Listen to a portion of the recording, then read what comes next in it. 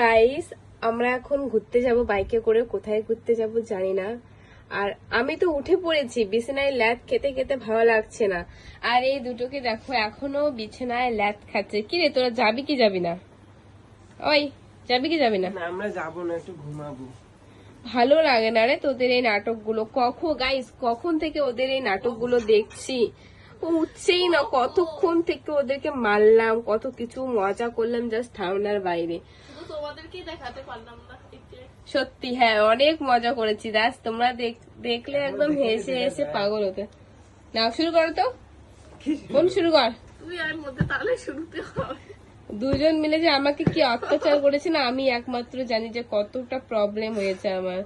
এই দুজনের মধ্যে থাকলে আমার অবস্থা শেষ, কারণ দুজনেই খুব ছাগল। মেন কথা, ঠিক আছে, যেটা সত্যি সেটাই বললাম। আমার অবস্থা পুরো খারাপ করে দিয়েছে। হ্যাঁ আমি ছাগল, তুই কি? আমিও ছাগল, কিন্তু তোর থেকে কম। তো এখন না পেরে আমি ঘুম থেকে উঠে পড়েছি। ঘুমিয়েনি, মেন কথা শুয়েছিলাম।